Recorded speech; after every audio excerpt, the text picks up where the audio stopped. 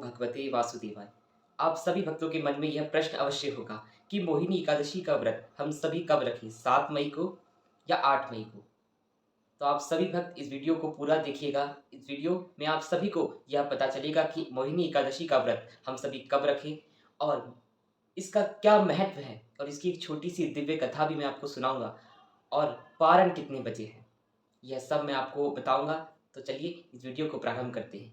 वैशाख माह के शुक्ल पक्ष की मोहिनी एकादशी का व्रत बहुत ही दिव्य है, बहुत ही तेजस्वी में एकादशी है यह।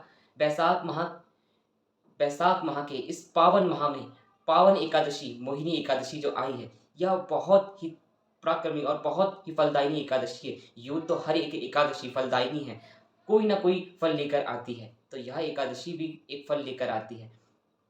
जो भक्त इस एकादशी के व्रत को करता है उसके समस्त पाप नष्ट हो जाते हैं, समस्त दुखों का हरण प्रभु कर लेते हैं और उसको सुख प्रदान करते हैं। प्रभु के चरण प्रदान होते हैं।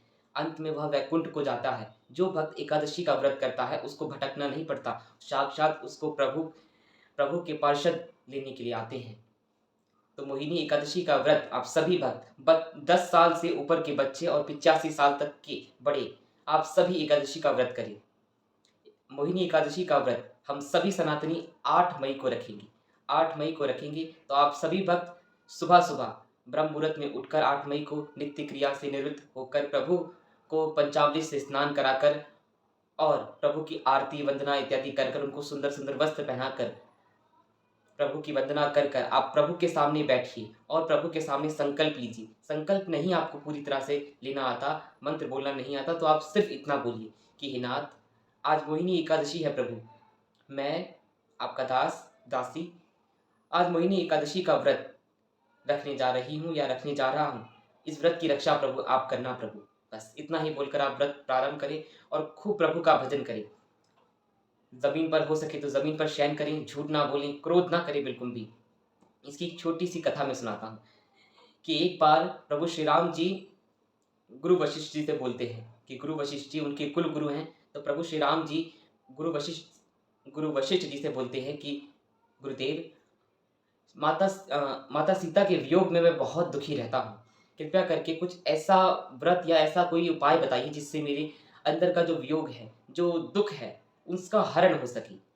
अब यह सब सुनकर गुरु वशिष्ठ जी मुस्कुराए और कहे कि हे राम, आप जगतपति हो, आपके नाम से ही सारा समस्त दुख, सब पापों का नाश आपके नाम से हो जाता है, और आप कह रहे हैं कि कोई आपको दुख है, आपके नाम में ही सब कुछ है प्रभु। तो गुरु वशिष्ठ जी समझ गए कि गुरु वशिष्ठ जी ने कहा कि प्रभु, मुझे पता है कि आप यह प्रश्न लोक कल्याण के लिए पूछ रहे हैं, तो मैं आपको अवश्य बताऊंगा। वैशाख माह के शुक्ल पक्ष की मोहिनी एकादशी का जो व्रत करता है उसके अंदर के सारा शोक दुख कलेश सब दूर हो जाता है और उसको सुख की प्राप्ति होती है, आनंद की प्राप्ति होती है। और फिर उसके बाद प्रभु श्री राम ने वैशाख माह के शुक्ल पक्ष की यह मोहिनी एकादशी का व्रत करा। अब ये बताइए, अब ये देखिए, जिस व्रत को हमारे प्रभु श्री राम खुद करते हैं वह व्रत हम क्यों ना करें। और कोई लोग बोलते हैं कि हम व्रत नहीं करेंगे तो क्या होगा। अरे क्यों ना करें, एक दिन प्रभु के लिए हम समर्पित क्यों नहीं हो सकते। अगर हम एक दिन प्रभु को समर्पित नहीं हो सकते पूर्ण रूप से, तो धिक्कार है हमें हिंदू कहने पर, सनातनी कहने पर। बोलने से सनातन धर्म नहीं बचता। कम से कम एक दिन आप रहिए। ये किसी हम आप अपने लिए नहीं कह रहे हैं, ये सिर्फ आप लोगों के लिए, कि आप लोगों का कल्याण हो सके। आप लोगों के जो दुख हैं, कलेश हैं, जो लोग डिप्रेशन में रहते हैं, वह एकादशी का व्रत अवश्य करो। आप लोगों के अंदर प्रभु का प्राकट्य होगा और आप लोग एक सटीक निर्णय लेने के काबिल बन सकोगे। आपके अंदर कोई दुख नहीं रहेगा, आप आनंदमय जीवन जिएंगे और अंत में प्रभु के धाम, प्रभु के पास जाओगे। और यहाँ धराधाम पर जब तक आप रहिएगा, एकादशी का व्रत अगर आप करते हैं तो आपका बाल भी बांका नहीं हो सकता और अनन्य सुख की प्राप्ति आपको मिलेगी। तो यह छोटी सी दिव्य कथा थी पारण के विषय में। 9 मई को सुबह 5:30 बजे से लेके 8:15 के बीच में ही आप इसके उपरांत, मतलब इसके बीच में ही आप पारण कर लें।